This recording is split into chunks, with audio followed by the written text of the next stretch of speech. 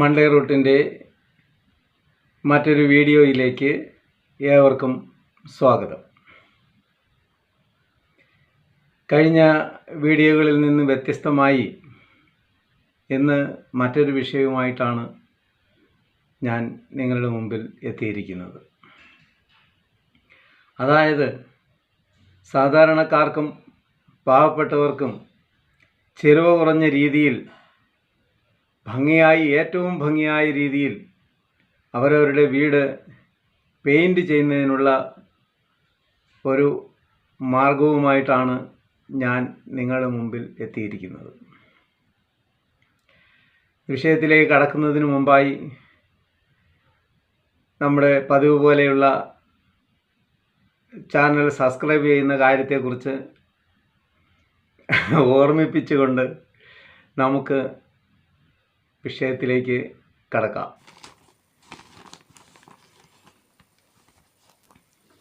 ചിലവ് കുറഞ്ഞ രീതിയിൽ ഏറ്റവും ഭംഗിയായി പെയിൻറ് ചെയ്യുന്നതിൻ്റെ ഒരു രഹസ്യമാണ് ഇന്ന് പരിചയപ്പെടുത്തുന്നത്.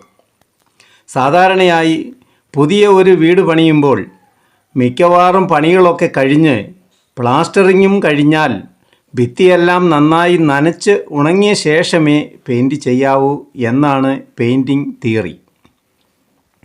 അത് ഭിത്തിയെല്ലാം ഉണങ്ങി വരുന്നതിന് 6 മാസമെങ്കിലും സമയം വേണ്ടിവരും.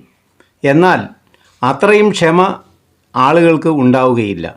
അതിനാൽ തൽക്കാലം വൈറ്റ് സിമൻറ്റ് കലക്കി ഒരു കോട്ട് അപ്ലൈ ചെയ്യാം എന്ന് തീരുമാനിക്കും. അത് മിക്കവാറും പോക്കറ്റ് കാലിയുമായിരിക്കും. ഇങ്ങനെയുള്ള അവസരങ്ങളിൽ പാവപ്പെട്ടവന് വീട് ഭംഗിയാക്കുന്നതിന് ചുരുങ്ങിയ ചെലവിൽ പെയിൻറ് ചെയ്യുന്നതിനുള്ള ഒരു രഹസ്യമാണ് ഇതാണ്. ഏതായാലും വൈറ്റ് സിമൻറ്റ് അടിക്കുവാൻ തീരുമാനിച്ചല്ലോ. അപ്പോൾ അതിനോടൊപ്പം ചെറിയ 2 സാധനങ്ങൾ കൂടി ചേർത്താൽ സിമൻറ്റ് പെയിൻറ് സ്വന്തമായി നിർമ്മിക്കുവാനും വീട് ആകർഷണത്വമുള്ളതാക്കുവാനും കഴിയും.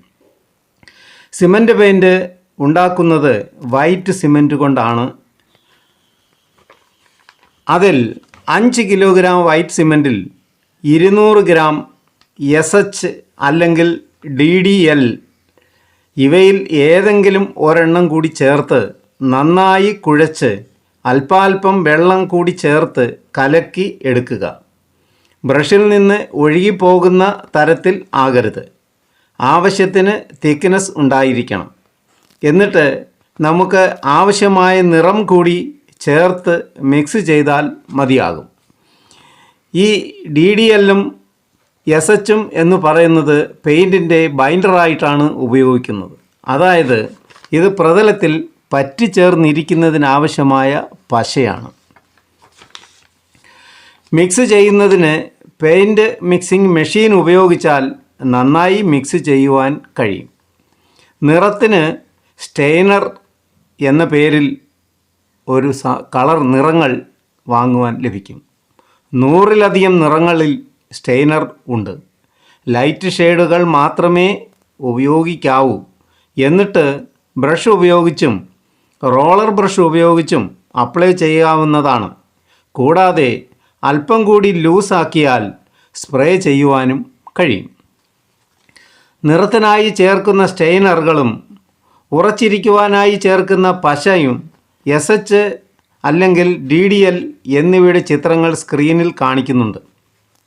ഇത് ഉണങ്ങിക്കഴിഞ്ഞാൽ ഉള്ളിലേക്ക് അല്പം പോലും ജലാംശം കടക്കുകയില്ല. അതുകൊണ്ട് പ്ലാസ്റ്റർ ചെയ്തിട്ടുള്ള എത്ര പരുക്കനായ പ്രതലങ്ങളിലും അപ്ലൈ ചെയ്യുവാൻ കഴിയും. കൂടാതെ സിമൻറ്റ് ഇഷ്ടികയിലും സാദാ ഇഷ്ടികയിലും ഉറപ്പുള്ള ചെങ്കല്ലുകളിൽ പോലും നേരിട്ട് അപ്ലൈ ചെയ്യുവാൻ കഴിയും. പഴകി ദ്രവിച്ച തടികളിലും തുരുമ്പിച്ച് കുഴികളായി ഇരിക്കുന്ന ഇരുമ്പ് പ്രതലങ്ങളിൽ പോലും അല്പം കട്ടിയായി സിമൻറ്റ് പെയിൻറ് പുരട്ടി മിനുസമുള്ളതാക്കുവാൻ കഴിയും. അതുപോലെ സിമൻറ്റ് ഇഷ്ടികയുടെ മുകളിലും ഇതുപോലെ തന്നെ പെയിൻറ് അപ്ലൈ ചെയ്യുവാൻ കഴിയും. സ്പ്രേ ചെയ്യുവാനും കഴിയും. അങ്ങനെ ഇരുമ്പ് പ്രതലങ്ങളിൽ പുരട്ടുകയാണെങ്കിൽ അല്പം ബോയിൽഡ് ലിൻസീഡ് ഓയിൽ കൂടി ചേർത്ത് നന്നായി ഇളക്കുകയും പുരട്ടി തീരുന്നത് വരെ ഒരു കോൽ വച്ച് ഇളക്കിക്കൊണ്ടിരിക്കണം.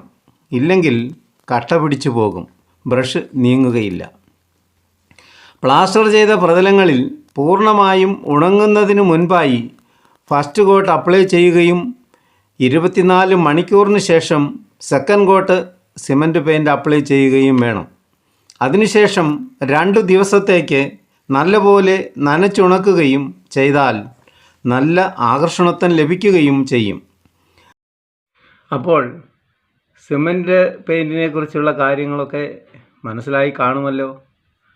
അതായത് അതികഠിനമായ തണുപ്പും, അതായത് മരവിപ്പിക്കുന്ന തരത്തിലുള്ള തണുപ്പും, അതുപോലെ അതികഠിനമായ ചൂടും ഏൽക്കുന്ന സ്ഥലങ്ങളിൽ സിമൻറ്റ് പെയിൻറ്റ് ഒരു കാരണവശാലും അപ്ലൈ ചെയ്യരുത്. കാരണം അത് കാലാവസ്ഥയുടെ വ്യതിയാനത്താൽ പൊട്ടിപ്പൊളിഞ്ഞ് പോകും. അപ്പോൾ അത് മാത്രം നമ്മൾ ശ്രദ്ധിച്ചാൽ മതിയാകും. മറ്റൊരു കുഴപ്പങ്ങളും ഈ സിമൻറ്റ് പെയിൻറ്റിനെ കുറിച്ച് പറയുവാനില്ല.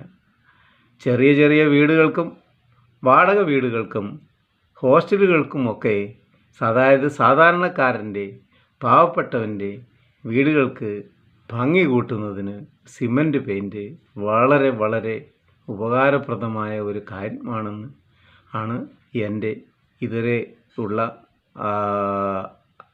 അറിവിൽ മനസ്സിലാക്കുവാൻ കഴിഞ്ഞിട്ടുള്ളത്. ഇനി ഈ സിമൻറ്റ് പെയിൻറ്റിനെ കുറിച്ചുള്ള നേട്ടങ്ങളും അവയുടെ കോട്ടങ്ങൾക്കുള്ള പരിഹാര മാർഗങ്ങളും കൂടി പറയാം. 1. സിമൻറ്റ് പെയിൻറ്റ് അപ്ലൈ ചെയ്യുന്നതിന് യാതൊരു വൈദഗ്ധ്യവും ആവശ്യവുമില്ല എന്നുള്ളതാണ്. ആർക്കും അനായാസേന കൈകാര്യം ചെയ്യുവാൻ കഴിയും.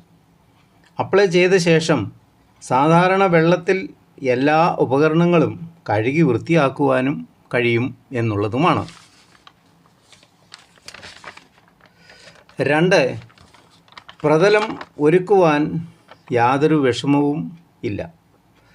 പഴയ പ്രതലങ്ങളിലെ പെയിൻറ്റ് ഇളക്കിക്കളയേണ്ട ആവശ്യവും ഇല്ല. പുതിയ പ്ലാസ്റ്റർ ചെയ്ത പ്രതലങ്ങൾക്ക് ഏറ്റവും യോജിച്ചതുമാണ്. 3. പുതിയ പ്ലാസ്റ്റർ ചെയ്ത പ്രതലങ്ങൾക്ക് ഏറ്റവും യോജിച്ചതുമാണ്. ഭിത്തിയിലെ ക്ഷാരാംശവുമായി യാതൊരു പ്രതിപ്രവർത്തനവും ഇല്ല എന്നതുമാണ്. 4. സിമൻറ്റ് പെയിൻറ്റ് പുരട്ടിക്കഴിഞ്ഞാൽ എല്ലായിടത്തും ഒരു ഏകീകൃത നിറം ഉണങ്ങിക്കഴിയുമ്പോൾ വന്നു ചേരും. 5. നനവ് വിട്ടുമാറാത്ത പ്രതലങ്ങളിൽ പോലും അനായാസേന അപ്ലൈ ചെയ്യുവാൻ കഴിയും എന്നുള്ളതാണ്. 6.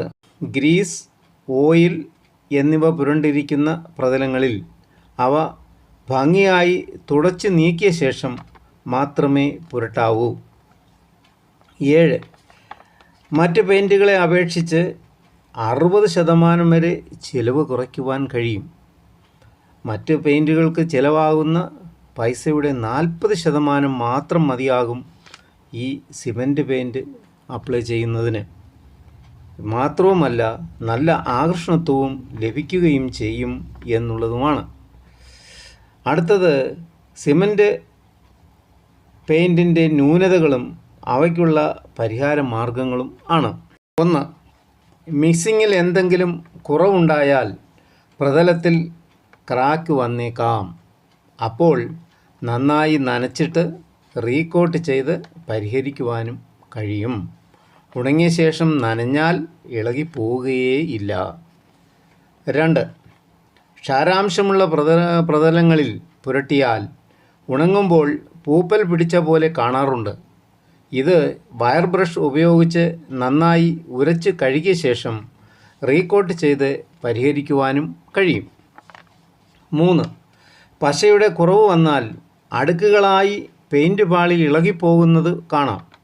ആവശ്യത്തിന് പശ അല്ലെങ്കിൽ ബൈൻഡർ, അതായത് നമ്മൾ പറഞ്ഞു SH അല്ലെങ്കിൽ DDL, ഇവയിലേതെങ്കിലും ഒന്ന് ചേർത്ത് നല്ലപോലെ മിക്സ് ചെയ്ത് അപ്ലൈ ചെയ്ത് പരിഹരിക്കുവാനും കഴിയും.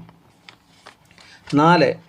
ചെറുപ്രാണികളുടെ ആക്രമണത്താൽ കുമിൾ പോലെ പൂപ്പൽ കാണാറുണ്ട്. ഇത് നന്നായി ബ്രഷ് ചെയ്ത ശേഷം DDT പോലെ ഏതെങ്കിലും കുമിൾനാശിനി അല്പം ചേർത്ത് അപ്ലൈ ചെയ്തും പരിഹരിക്കുവാനും കഴിയും. 5.